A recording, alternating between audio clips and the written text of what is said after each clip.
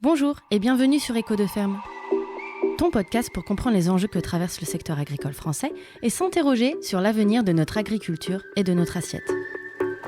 Je suis Sophie Dias et je t'emmène à la découverte de nos fermes, de leurs défis et des modèles agricoles de demain, en donnant la parole à des agriculteurs et des agricultrices passionnés. Installe-toi et bonne écoute. Pour ce nouvel épisode, je t'emmène chez Mathieu, dans l'Aude, près de Narbonne. C'est un viticulteur passionné qui, malgré les épreuves familiales, a repris le flambeau. À mon micro, il transmet son goût pour la recherche continue, car Mathieu a une âme de testeur pour innover et limiter son impact environnemental. Il explique les problèmes majeurs de la filière viticole et les spécificités de son département divisé en deux avec une sécheresse accablante qui met en péril son vignoble et l'avenir de son métier. C'est aussi l'occasion d'entendre son opinion sur les actualités agricoles. L'épisode est plus long, mais il est réalisé dans la bonne humeur. Et Mathieu nous offre pour l'occasion une information en exclusivité sur mon podcast. Alors, c'est parti. Bonjour Mathieu. Bonjour Sophie. Merci de m'accueillir dans ton domaine viticole pour représenter le département de l'Aude pour cette saison 2, qui fait partie des plus grands départements viticoles de l'Occitanie. Tu me suis depuis un moment sur les réseaux sociaux, tu suis mon aventure avec Écho de Ferme et on a déjà longuement échangé sur des sujets agricoles et aujourd'hui je suis très contente d'être venue jusqu'à toi dans ta cave et d'ailleurs aujourd'hui nous sommes dans ta cave. Avec le meilleur des grenaches. Tu l'as fait, tu es bien heureux, c'est super. C'était le petit placement de produit comme vous avez pu le constater. Alors avant de rentrer dans les spécificités du département de l'Aude et d'échanger sur divers sujets, est-ce que tu pourrais nous dire qui tu es ? Je suis Mathieu Catala, je suis vigneron à Sainte-Vallière dans l'Aude, qui est un tout petit village du côté est audois. Je suis installé depuis 2015 avec un parcours qui a été assez sinueux. Mais voilà, aujourd'hui, je suis à la fois en cave particulière et donc je fais du vin, mais aussi je suis apporteur en cave coopérative. Alors tu parles d'un parcours sinueux, Ouais. C'est-à-dire ? J'étais pas destiné à faire ça. Donc moi, je suis la quatrième génération de vignerons dans la famille. On a connu quelques bouleversements qui ont fait que tout a été fait pour que je ne fasse pas vigneron, que je ne devienne pas vigneron. Donc aujourd'hui, c'est vrai que ça s'est pas fait tout seul, ça n'a pas été facile d'intégrer le métier. Je suis vraiment content de pouvoir être là, parce que c'est un métier qui est fabuleux, qui n'est pas facile, qui est très dur, mais c'est un métier incroyable parce qu'on peut toucher à tout. Et j'étais même sur les études, j'étais parti sur autre chose. Et je suis parti 2 ans à l'étranger. Quand je suis revenu, je me suis dit, mais c'est pas possible. On peut pas laisser tomber ça. On ne peut pas laisser les vignes là. On a un patrimoine exceptionnel. On a quelque chose de magnifique. On a une histoire magnifique. On a un savoir-faire à retrouver. Je ne peux pas laisser ça là. Donc c'est ce qui m'a décidé à m'installer. Et j'ai bossé un petit peu à droite à gauche. J'ai bossé dans des domaines. J'ai bossé dans la recherche. J'ai bossé en tant que saisonnier, j'ai fait plein de choses différentes pour retrouver un petit peu le savoir-faire que je n'avais pas pu acquérir de par mes études, ni de par ma famille, puisque c'est quelque chose qui était assez tabou, jusqu'à aujourd'hui où je suis assez fier de pouvoir avoir retrouvé ce savoir-faire et de faire le grenache comme le faisait le grand-père, qui est un peu quelque part un hommage à cette tradition familiale du grenache. Mais de façon moderne, avec des techniques modernes. Comment tu expliques que finalement ton père ou tes proches ne souhaitaient pas forcément que tu reprennes le flambeau ? Les bouleversements qu'ils ont connus, ça les a beaucoup... ça leur a fait beaucoup de mal. On a eu dans les années 90 un changement de consommation. C'est-à-dire que moi j'ai connu tout petit, quand j'avais 2-3 ans... Je me rappelle des gens au fond de la cave qui venaient chercher à coups de bib, de cubi. Un cubi, c'est 5 litres de vin. Ils venaient au fond de la cave, ils ouvraient le robinet, ils remplissaient leur bidon de 5 litres, ils mangeaient des huîtres avec le grand-père, ils prenaient l'apéro et ils repartaient avec finalement 15 litres au lieu de 5. Et c'est vrai que petit à petit, cette clientèle, elle a disparu. La consommation a changé et on est passé sur une consommation à la bouteille. Et ça, ma famille n'a pas voulu s'adapter à cette consommation, n'a pas voulu renouveler la clientèle parce que c'était déjà assez compliqué.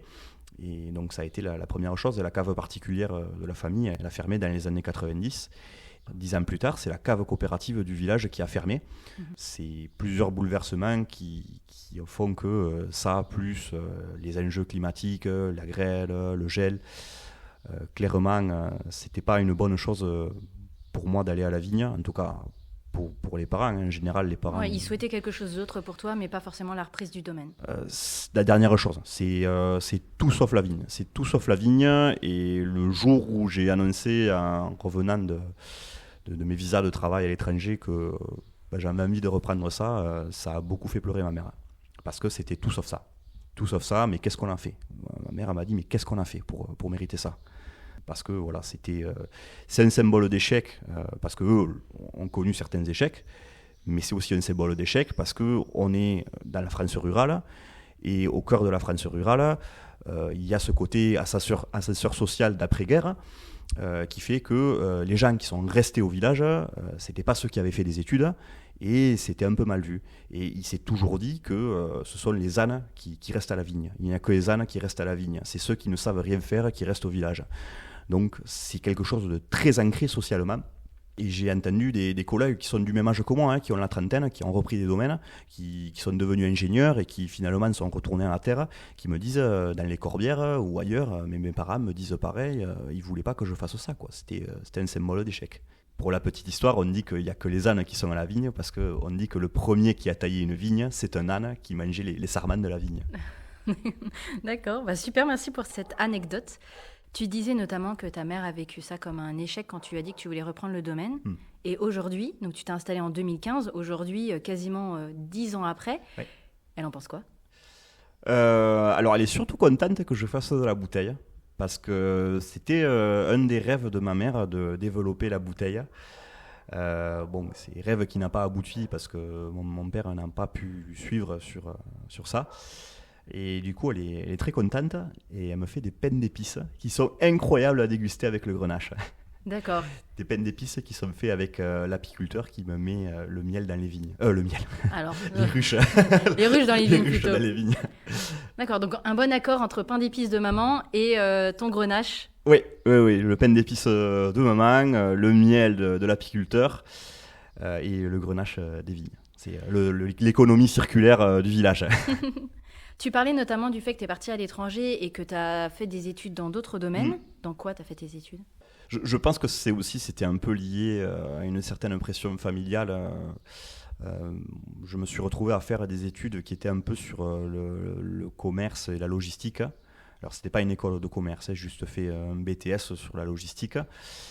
Et c'était un BTS qui ne m'a servi à rien comme à l'ensemble de ma classe. Je ne comprends pas que ça existe encore. Mais au moins une chose sympa, c'est que j'ai pu partir à l'étranger, et ce qui m'a motivé à faire mes visas de travail après. Donc j'ai jamais travaillé dans la logistique du coup, mais j'ai pu améliorer mon anglais, j'ai pu améliorer mon espagnol, et j'ai pu découvrir d'autres zones viticoles, j'ai pu découvrir la culture viticole outre-Atlantique.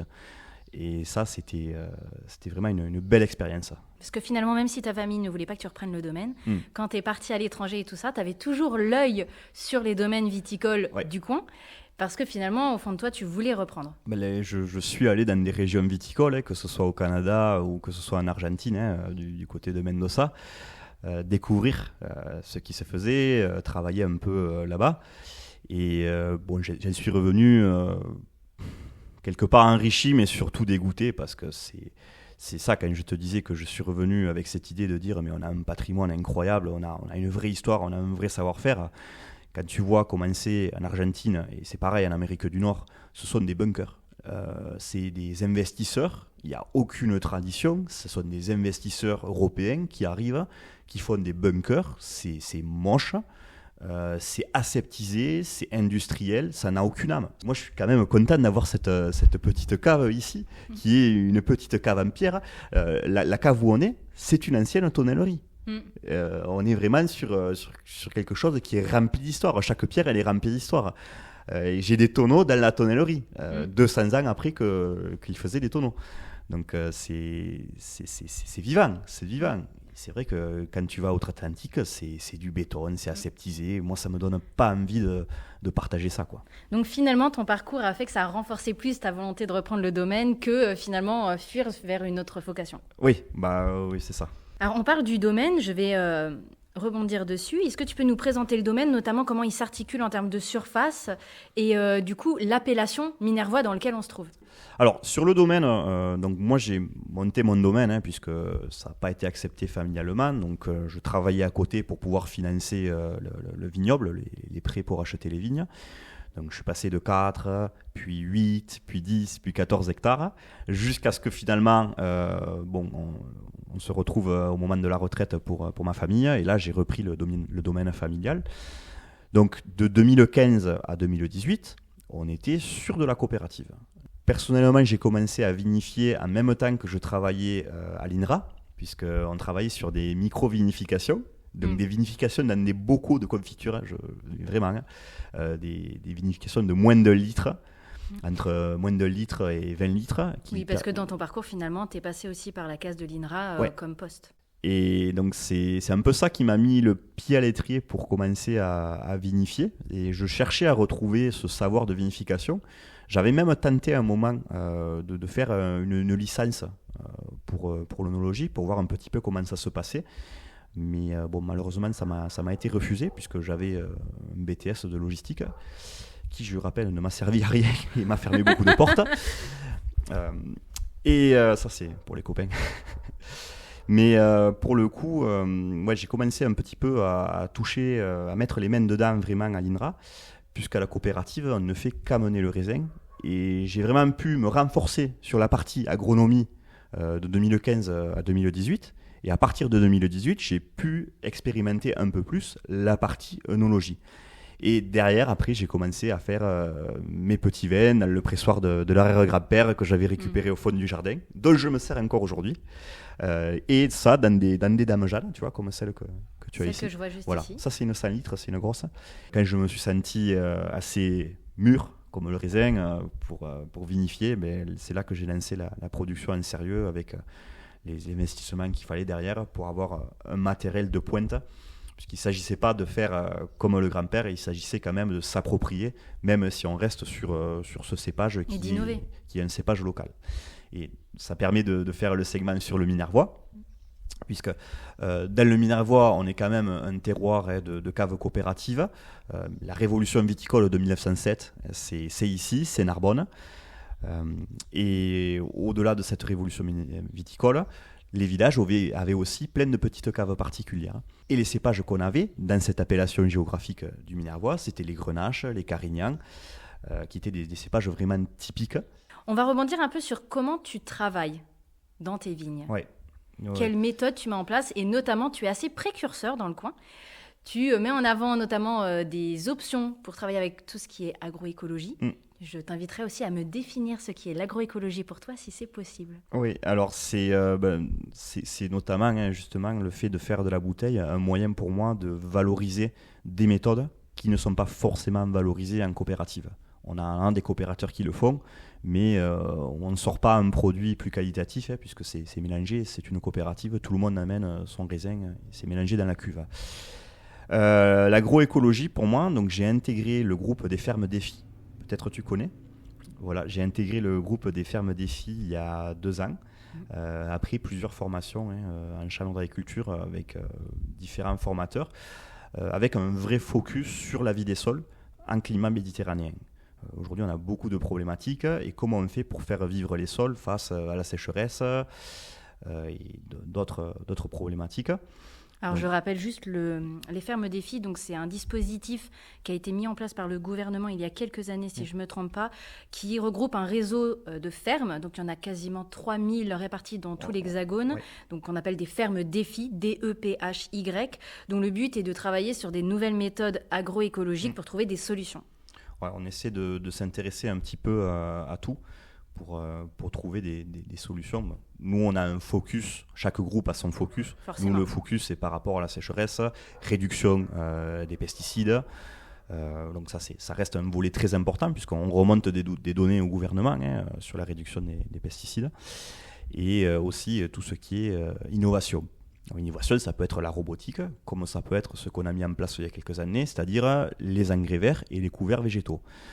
C'est pas quelque chose de nouveau, les engrais verts et les couverts végétaux.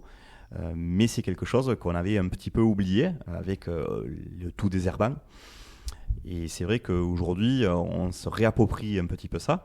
Et l'idée, c'est de faire des mélanges dans les vignes, des mélanges de fleurs, que ce soit des graminées, des légumineuses et des crucifères, qui vont me permettre au sol donc, d'être beaucoup plus vivant, d'avoir différents types de chevelures racinaires pour déjà tenir le sol, éviter l'érosion pendant l'hiver, quand il y a des pluies, mais aussi abriter tout un tas de micro-organismes, ramener de la matière organique et c'est quand même de nombreux services qui sont rendus au vignoble. D'accord. Et pourquoi tu as décidé de rejoindre ce dispositif de réseau Défi ? Parce que je m'intéresse aux nouvelles méthodes. J'aime beaucoup l'innovation. Et faire du vin, si c'est pour pas évoluer, si c'est pour rester sur les mêmes technologies, sur les mêmes méthodes et sur les mêmes mentalités qu'on avait il y a 10, 20, 30 ans en arrière, ça ne m'intéresse pas. Aujourd'hui, l'avantage qu'on a quand on est vigneron, c'est qu'on peut expérimenter, on peut chercher de nouvelles méthodes. C'est un métier qui est riche, que ce soit sur le côté agronomique ou œnologique, je me répète. On a une liberté et une créativité qui fait que si on aime innover, si on aime créer, mais on a quand même un outil qui est parfait et puis on est vraiment acteur du changement climatique. Tu vois, par exemple, il y a le 4 pour 1000. Quand tu mets des légumineuses dans tes vignes, tu participes au 4 pour 1000. Le 4 pour 1000, l'idée, c'est d'absorber 0,04% du CO2 en couvrant les sols au printemps et en hiver, puisque ça participe à la captation carbone. Donc, c'est notamment un des services, en plus de la biodiversité, en plus de la vie des sols, de la tenue, de l'apport de matière organique et d'éléments, tu vas capter le carbone.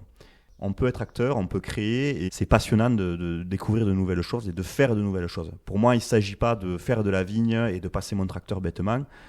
Non pas que les autres le passent bêtement, hein. J'aime approfondir les choses. L'Occitanie, c'est la première région viticole française, avec près de 33% de surface présente ici. Et l'Aude, en particulier, fait partie des départements majoritairement viticoles dans la région. Quelles sont les spécificités de l'Aude ? Et il me semble, quand on a longuement discuté ensemble sur la partie sécheresse, l'Aude est divisée en deux. Ouais, alors, première chose qu'il faut dire sur l'Aude, et c'est pas flatteur, c'est que c'est un des départements les plus pauvres de France. Même si l'agricole reste un acteur majeur de l'économie audoise, on reste un département très pauvre. On est, je crois, le deuxième ou le troisième plus pauvre de France. On n'a pas d'industrie, on a un peu de tourisme, mais c'est un peu compliqué, surtout sur la partie Corbière, qui est encore plus isolée. Et la nouvelle qu'on a dans l'Aude, c'est que l'Aude est coupée en deux. Il n'y a pas eu de guerre civile. Ce qui se passe, c'est que du côté est, on a une sécheresse qui se rapproche de celle des Pyrénées-Orientales. On n'est pas encore au même niveau que la sécheresse qu'il y a dans les Pyrénées-Orientales. Mais par exemple, l'année dernière, moi j'ai eu que 300 mm de pluie. Et vous avez des endroits comme Le Cat où ils n'ont eu que 150 mm de pluie.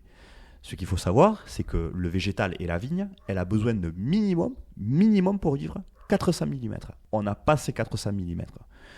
Donc on a tout le côté littoral qui souffre énormément de la sécheresse et le département est coupé en deux. Vous avez après tout le côté ouest, donc le côté carcassonnais, qui lui, l'année dernière, a eu des torrents de pluie.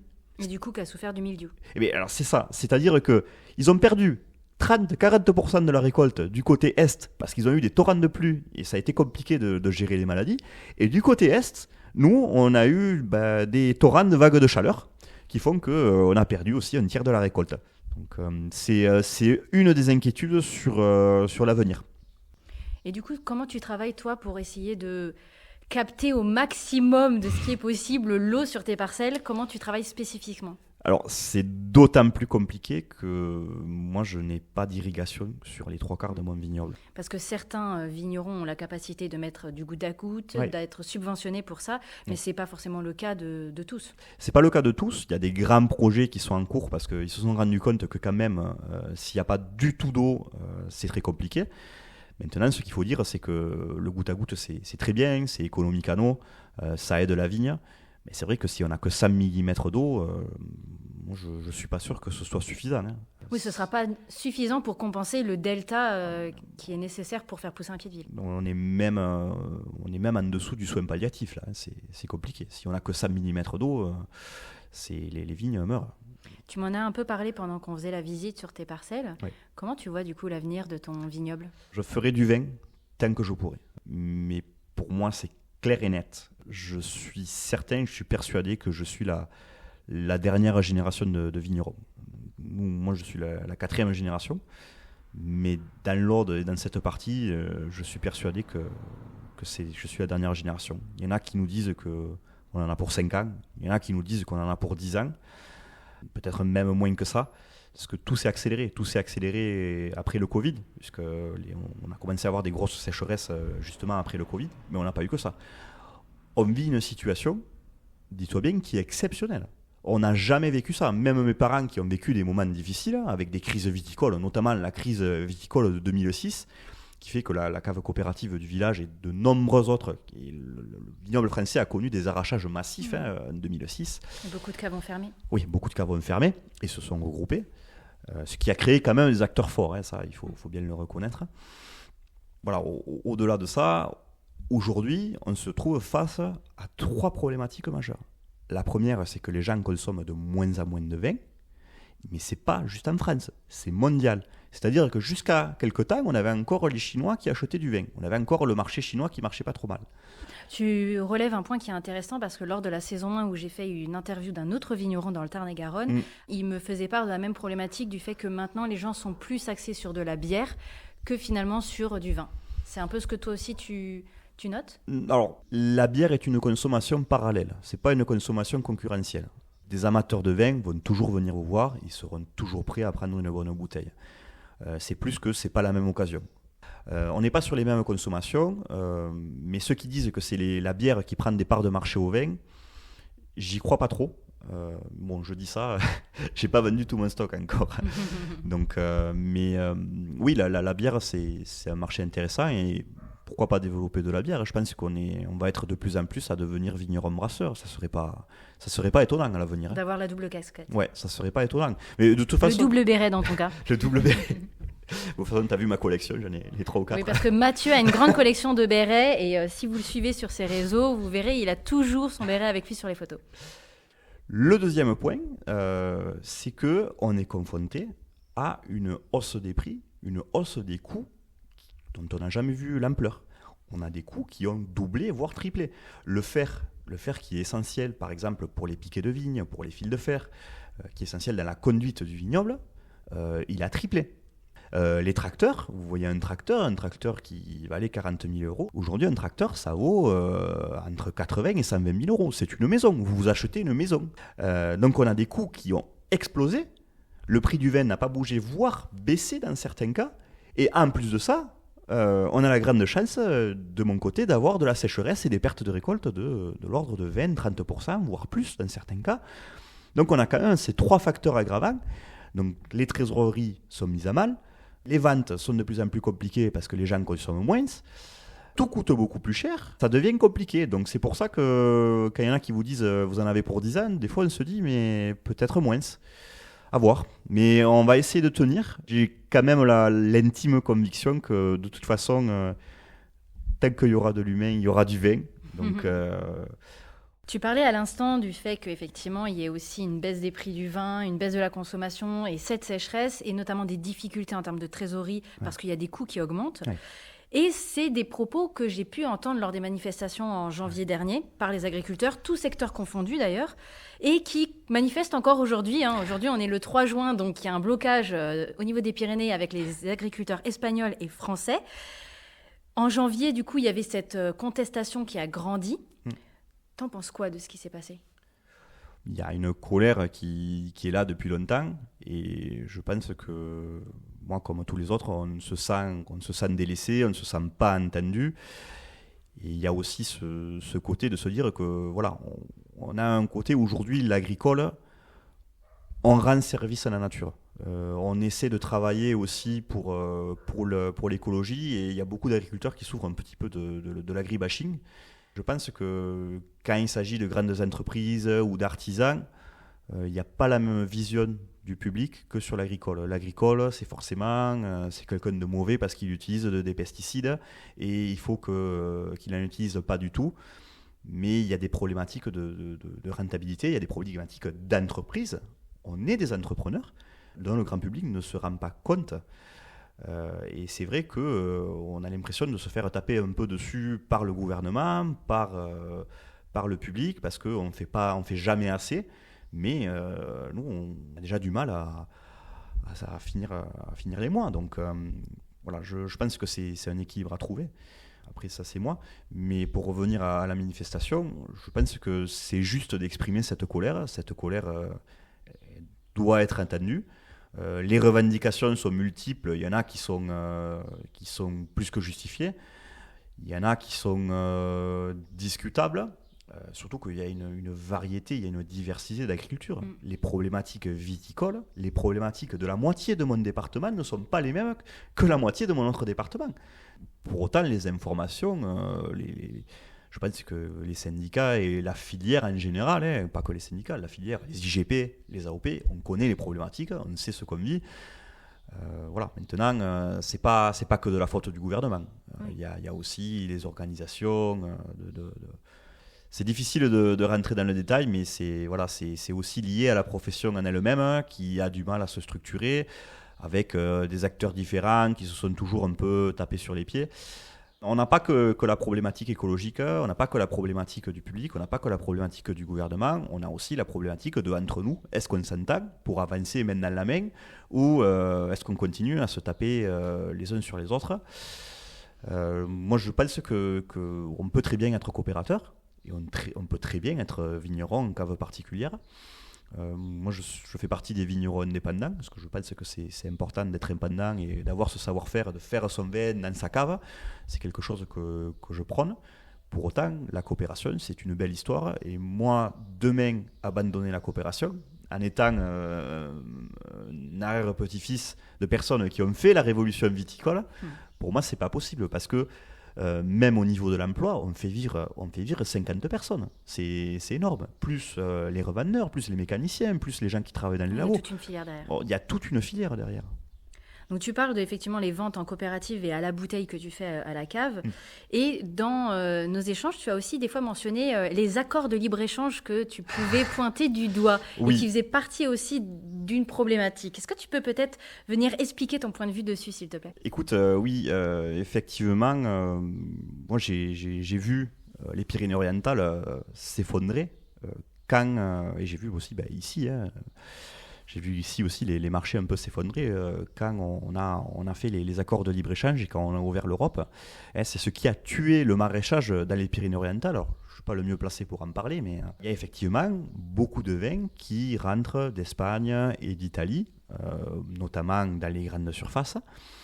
Et ce vin-là, il est produit à des coûts qui sont 2, 3, 4 fois moins, avec des vrais tabous. Alors, il y a des vignobles qui font des super qualités, que ce soit en Espagne et en Italie, ils font des choses magnifiques. Mais quand vous avez du vin de négociant qui est importé en France, on est sur des vins qui coûtent 3 fois moins à produire. Pourquoi? Et là, on risque de soulever un tabou, mais et ça, on le sait sur les serres d'Almérida. Donc ça, par exemple, c'est pour le maraîchage. Vous avez l'Espagne qui a des accords avec le Royaume du Maroc qui permet d'avoir une main-d'œuvre à 3 € de l'heure. Comment vous voulez être compétitif sur ça? Des produits phytosanitaires qui sont interdits en France, qui sont autorisés en Espagne avec des contrôles plus ou moins discutables. Donc nous, on veut faire de la qualité en France. Et à côté de ça, vous avez des pays en Europe qui rentrent des produits avec des qualités douteuses, avec des coûts 3 fois moindres. Donc il y a une concurrence déloyale qui est créée. Maintenant, c'est vrai que c'est beaucoup vrai pour les coopératives et pour les négociants. Quand je fais de la bouteille, je le ressens moins, cette problématique. Parce que finalement, tu vas plus au contact du consommateur. C'est ça. Pour moi, il y a un vrai problème sur le libre-échange qui fait beaucoup de mal, mais ce n'est pas que pour le vin. Pour moi, c'est quelque chose de plus global. Et tant qu'on aura du libre-échange, on ne pourra pas trop parler d'écologie parce que la priorité, ça sera de faire du commerce sans restriction. Du coup, depuis janvier, il y a eu des dispositifs qui ont été mis en place par le gouvernement. Est-ce que toi, dans ton activité, tu as noté une différence ? Alors oui, j'ai noté une différence incroyable, hein. Donc moi j'ai perdu 22% de ma récolte l'année dernière à cause de la sécheresse. Et donc j'ai eu un dispositif d'aide du gouvernement qui a été à hauteur de 2 500 euros. C'est bien. Maintenant, si je te dis combien ça m'a coûté pour mettre du compost dans mes vignes, pour essayer de rendre le sol plus résistant, avec de la matière organique, plus vivant, pour résister à la sécheresse, juste le compost, hein, c'est 1, 2, 3, 4, 4, entre chiffre. 4 et 5 fois ça. C'est un coup de pouce, on va pas cracher dessus, c'est très bien, et je suis content que les pouvoirs publics aient pris conscience de ça. Maintenant, si on veut bien travailler, je pense que j'ai tout intérêt à continuer à faire de la bouteille, à développer la bouteille, parce que, encore une fois, valoriser le terroir, faire vivre le terroir et travailler proprement. Sauf que travailler proprement, c'est comme tout, ça a un coût. Et effectivement, tu parlais de tout ton engagement que tu fais en étant dans cette notion d'agroécologie et travaillant dans le dispositif Ferme Défi. Et ton choix jusqu'à maintenant, c'est d'avoir aucun label, mis à part le HVE, mais tu avais la réflexion d'avoir la certification agriculture biologique. Ouais. Et tu es toujours dans cette réflexion. Il y a effectivement la question qui s'est posée sur le bio, parce que je prends aucun plaisir à utiliser des produits chimiques. J'aime pas ça, j'aimerais bien m'en débarrasser, que ce soit pour ma santé premièrement, parce que quoi que vous fassiez, vous avez les mains dedans, hein, vous avez beau vous protéger, c'est compliqué. Et puis surtout, voilà, c'est par rapport aux réglementations, zone 50 mètres, zone 20 mètres, c'est de plus en plus compliqué de travailler avec ça. J'aimerais réduire ça. Maintenant, la problématique, aujourd'hui, si vous voulez passer en agriculture biologique, c'est que c'est le double, voire le triple de travail.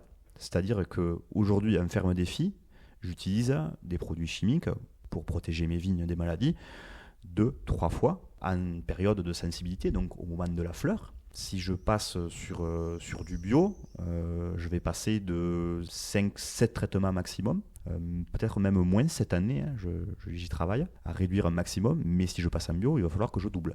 C'est-à-dire que tous les 15 jours, il faut que je prenne le tracteur et que j'aille traiter avec du cuivre, du soufre, des préparations à base de plantes, voilà, toutes les alternatives qui existent et qui sont très intéressantes, moi qui m'intéressent particulièrement, puisque je les intègre aujourd'hui dans mon travail, que ce soit les purins, les décoctions. Donc ça fait du travail en plus, que moi je ne pourrais pas assumer parce que j'ai énormément d'administratifs. Il y avait aussi la colère pendant les manifestations, du travail administratif. Je croule sous les factures, je croule sous les déclarations. Tu vois, aujourd'hui j'aurais dû faire ma DRM, qui est ma déclaration de vente de bouteilles mensuelle. J'ai pas eu le temps. Bah oui, t'as préféré m'accueillir, c'était plus intéressant. C'était plus intéressant. Et donc c'est vrai qu'il y a beaucoup plus de travail en bio. Même si j'ai fait des investissements dans ce sens, hein, j'ai acheté un Intercept qui permet de compenser le travail chimique par un travail mécanique. Il me faudrait un autre tracteur et il me faudrait un salarié pour pouvoir faire mon vignoble, passer mon vignoble à l'Intercept et pouvoir traiter tous les 15 jours. Mais aujourd'hui, je n'ai pas les moyens d'avoir un salarié qui va me coûter 30-40 000 euros avec toutes les charges à l'année, plus un autre tracteur qui va me coûter au minimum 30 000 euros, plus des outils à jour. Même avec l'aide qu'on nous donne, je n'ai pas les moyens. Et tu vas me dire, ah mais c'est pas grave parce que de toute façon si tu fais du bio, tu vas le vendre plus cher. Le hic, c'est qu'aujourd'hui, que ce soit en coopérative, que ce soit en négociant ou que ce soit en cave particulière, le bio n'a plus la cote. Et tous les gens qui font du bio m'ont dit surtout n'en fais pas. Et je parle de producteurs comme d'acheteurs parce que les négociants n'en veulent pas. J'ai un collègue d'une cave que je ne citerai pas qui m'a dit, je parlais avec lui il y a 15 jours sur un marché, et il me disait, mais tu sais que nous, on a les dégustateurs qui viennent, des groupes d'acheteurs, qui nous disent, si c'est bio, on n'en veut pas. On n'en veut pas. Et quand ils en prennent, ils le paient au même prix que le vin normal. Donc c'est-à-dire que vous allez avoir des charges qui vont tripler, un travail qui va tripler, et pas la juste rémunération derrière. Non. Donc c'est vrai que quand on dit que l'Europe et la PAC a un peu abandonné le bio, c'est pas avec 300 € à l'hectare que vous allez pouvoir... et ça, c'est juste sur 3 ans. Donc, il y a beaucoup de gens qui ont fait retour en arrière. Maintenant, si on passe en bio, c'est une conviction éthique. Si j'arrive à faire une production de bouteilles qui est suffisante et que ça marche, là, je passe en bio. sans problème. Maintenant, le bio, on utilise quand même des pesticides, hein. On continue à utiliser des pesticides, le cuivre, le soufre, le pyrivert, ce que vous voulez, ça reste des pesticides, hein. Même si c'est d'origine naturelle, hein, c'est quand même mieux pour la santé et pour l'environnement. C'est pas des produits phytosanitaires de synthèse. C'est pas des produits de synthèse. Et pour cette année, la récolte, comment se présentent les vendanges ? Les fleurs de la vigne, donc ce qui va faire les grappes, elles se forment l'année précédente. Donc, c'est-à-dire que les grappes que j'ai aujourd'hui, elles se sont formées l'année dernière. C'est le cycle biologique de la plante. Donc, l'année dernière, 43 degrés 7 pendant l'été, 2-3 semaines avec plus de 40 degrés, grosse sécheresse, des vignes qui ont souffert énormément. Donc, forcément, l'induction florale, pas terrible cette année. J'ai des vignes qui sont très très chétives, malgré un travail sur le sol, malgré les engrais verts, malgré les apports de prêle, de purène, de tout ce que je veux. Ça reste chétif, donc la récolte ne sera pas dans la moyenne.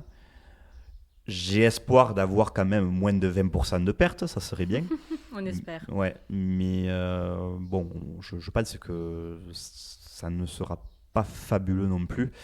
Donc moi, le challenge sur 2025 et sur la récolte 2024 et sur l'année 2025, ça va être de continuer à développer la bouteille avec de nouveaux produits, 3 nouveaux produits. Ah, ouais. Petit teasing. Il y a un teasing avec deux produits assez uniques. On en parlera à la fin. Il faut écouter Sophie jusqu'à la fin. Ben, on y arrive. Alors, très bien. J'allais te demander, apparemment, tu as une nouvelle à transmettre. Oui. Alors, ça a déjà été un petit peu spoilé, on dira, mais très peu. Je le garde assez secret. J'attends vraiment le lancement pour en parler et pour mettre ça au grand jour. On est en avant-première là. Voilà, mais je me prépare. Bon, je suis assez fier de ça. On fait une cuvée en partenariat avec le Centre des Monuments Nationaux et la Cité de Carcassonne. C'est-à-dire que j'ai pris ma cuvée, le coteau, j'ai pris la meilleure partie de mon coteau, la partie la plus haute, que j'ai mis dans 4 fûts qui sont en train de vieillir au cœur du château Comtal, dans le donjon du château Comtal de la cité de Carcassonne, pendant 9 mois. Privilégié. Dans des conditions qui sont exceptionnelles, parce qu'on est vraiment dans le donjon, qui est un endroit qui est super, avec de la terre, de la pierre. C'est vraiment un endroit magnifique, une hygrométrie, une température parfaite, avec des conditions que je n'ai pas dans la cave. Hein. C'est pas que du marketing, il y a vraiment des conditions idéales. Et l'idée, c'est de faire un mécénat avec cette cuvée qui va être exceptionnelle, puisque c'est la meilleure partie, c'est le meilleur du meilleur des grenaches, en fait. De faire un mécénat, donc en achetant une bouteille, on reverse une partie aux monuments nationaux pour la cité de Carcassonne. Et en plus, vous aider un vigneron sympa qui fait une cuvée sympa. Forcément. Oh, mais c'est super comme projet. Ouais. Bravo, félicitations. C'est beaucoup de boulot parce que c'est beaucoup d'aller-retour à Carcassonne, à mener les fûts. C'est pas simple. Beaucoup de travail. Mais ça vaut vraiment le coup et je suis très confiant sur le produit. D'ailleurs, tu as pu goûter un petit échantillon. Et c'est validé. C'est validé. Et il n'y aura pas que ça, puisque l'idée, c'est de développer aussi le rosé et le blanc. Et le blanc, le truc sympa, là aussi, c'est que je vais faire une des premières cuvées avec un cépage résistant. Donc un cépage qui est appelé le Resdur 3. C'est-à-dire ce sont des rétrocroisements qui font qu'on résiste aux maladies cryptogamiques, c'est-à-dire les champignons de la vigne. Et donc on n'a pas besoin de traiter. Donc je vais faire un vin blanc à partir de ce cépage que je dévoilerai en temps et en heure. Ah là, ce sera un deuxième teasing. Oui, parce que du coup, la cuvée de Carcassonne arrive en octobre, à partir d'octobre, donc pour les fêtes de fin d'année. Parfait. On peut déjà réserver. Et parce c'est une cuvée très limitée, il n'y a que 4 fûts. D'accord. Il n'y a que 4 fûts. Donc globalement, moi je travaille sur des cuvées assez limitées. Donc on parle de 1500, 2000 bouteilles. Là, on n'a que 4 fûts, donc on a 1000 bouteilles. Donc c'est encore plus limité, c'est très confidentiel. Et pour le vin blanc, ça sera plutôt janvier, février, à voir si j'arrive à avoir assez de raisins aussi. Il y a ça aussi qui compte. Forcément, en fonction des vendanges. Oui. Ah, oui. Je vais finir par une dernière question que tu dois déjà connaître, je présume. Ah bon ? C'est la question traditionnelle du podcast Écho de Ferme. Ah oui. Mathieu, quel écho veux-tu envoyer aux auditeurs qui nous écoutent ? Et il y a cette phrase que j'aime bien dire, et je l'ai dit tout à l'heure, Je la dis souvent, c'est que tant qu'il y aura du vin, il y aura de l'humain. Le vin, c'est quelque chose de vivant, c'est quelque chose à partager. Vous, les consommateurs, les consommateurs, comme on dirait aujourd'hui, il ne faut pas que vous vous mettiez des barrières, il ne faut pas qu'on tombe dans l'extrémisme en disant oui, mais si c'est comme ça, je ne bois pas, si c'est pas ça, je ne bois pas.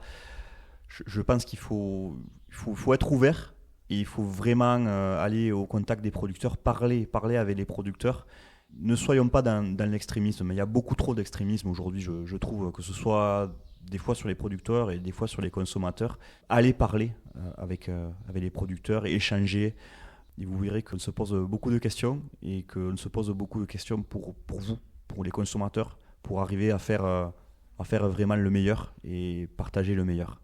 Merci Mathieu pour tes réponses, ton accueil et surtout pour ta persévérance dans la reprise du domaine familial, mais aussi dans le travail que tu fais vers des solutions plus agroécologiques. Et je donne rendez-vous dans l'Aude à toutes les personnes qui nous écoutent ou sur les réseaux sociaux pour te suivre. Oui. Mathieu le vigneron, c'est assez simple à retenir. Et pour ma part, je te dis à bientôt. Merci Sophie, à bientôt. J'espère que tu auras trouvé de la valeur dans cet épisode et matière à réflexion pour ton prochain débat à table. Un immense merci pour ton écoute. N'oublie pas de me laisser un avis et de partager mon podcast pour me soutenir.